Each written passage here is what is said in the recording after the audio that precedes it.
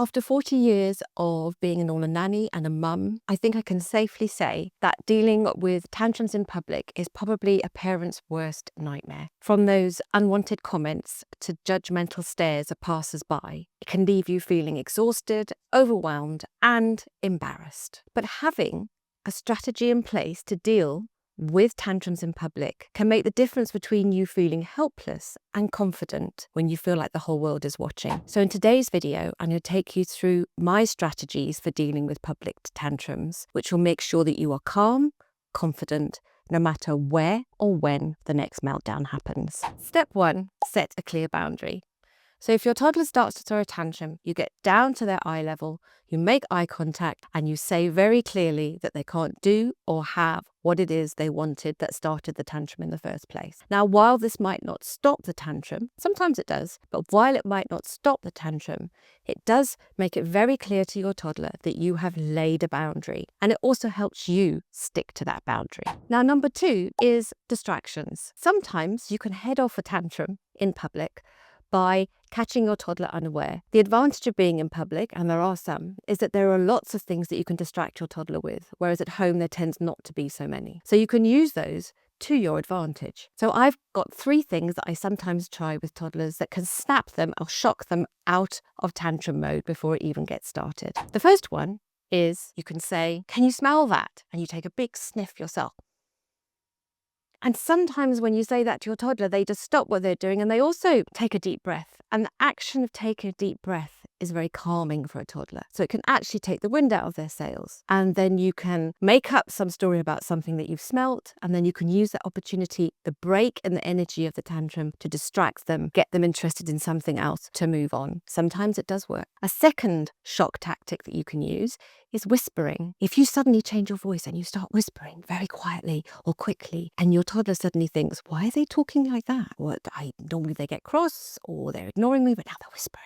And then they might stop to try and hear what you're saying because you're whispering. And then you can ask them to whisper back, and then you can distract them and you can move on. These opportunities now are not opportunities for learning. You're not going to start telling them off or reiterating that they shouldn't have done what they were doing. If you snap them out of the tantrum, go with it, distract them, get moving, get on with what you were doing. And finally, start singing a song. Again, it is so out of context for a toddler that they just might stop and go, oh, especially if you're singing a song that they like. And then you can ask them to sing with you. You can make a game of it. It can be a counting game. You can use it to your advantage in the situation that you are in to distract them, because toddlers are really easily distracted. One of those 3 might actually stop the tantrum in its tracks before it even gets going. Step number 3 is keep calm, carry on, and do not give in. Now, if the previous 2 steps have not stopped the tantrum, if laying down the boundary and making it clear that you're not shifting and your shock techniques have not worked, now you're dealing with a kicking, screaming, crying toddler. You need to continue with what you were doing. You need to ignore your toddler. If need be, you just step over them and you carry on with what you were doing and don't pay them any attention. So if you were shopping, for instance, pretend or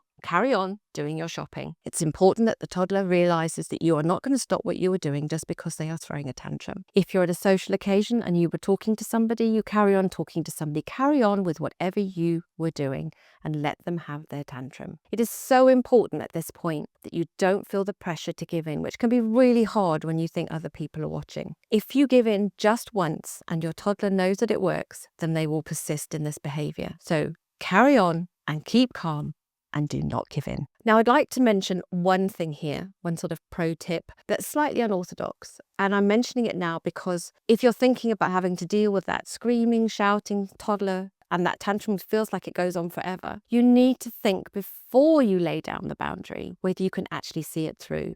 If you've had an exhausting day, if you don't think you've got what it takes to see the boundary through, to see the tantrum through, then don't put down the boundary in the first place. And that isn't giving in. Giving in is when you've laid down a boundary and you change your mind. That's giving in. If you say yes in the first place to a toy or a cookie before tea while they're walking around the supermarket because it's late in the day and you know you've got to get home and you really don't have the energy to see this whole thing through, that's not giving in. That's just not laying down the boundary in the first place. And it's better to not lay down the boundary if you can't see it through than to lay down the boundary and give in. So don't beat yourself up if sometimes you just say yes. It's okay to say yes sometimes. Step 4 is the reset. And this can happen once your toddler has finally calmed down. You can have a cuddle.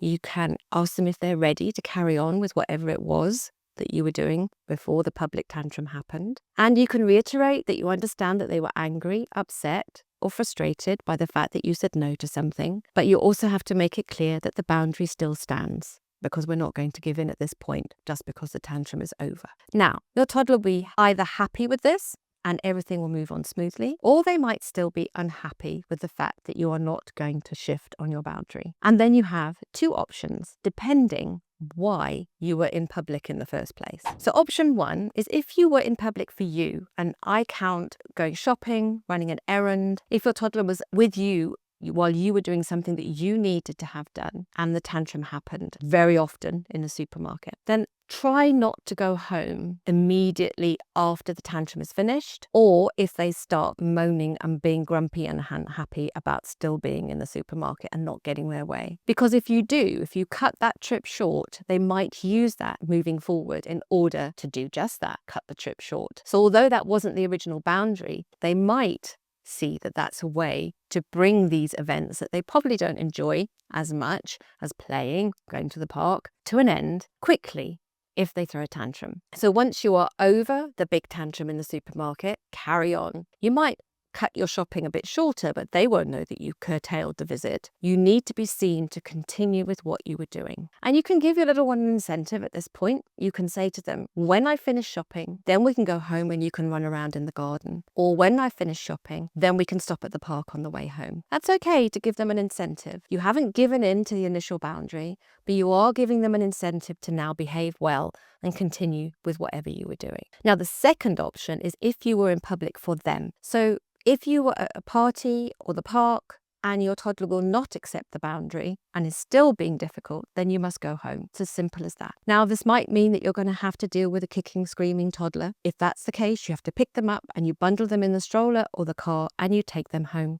And you can do the reset at home. What's important here is that your toddler learns that you've laid down a boundary about what is acceptable behavior in public and that you are not going to give in just because you were in public. And it is a very strong message that you need to send your toddler so that moving forward, they understand that when you lay down a boundary, no matter where you are going to stick to it. So I hope that these strategies have given you some confidence now for dealing with tantrums in public. But parenting isn't all about knowing how to handle tantrums. It's about building your confidence over every aspect of parenting and raising a child. Thank you so much for watching, and please don't forget to like, comment and subscribe.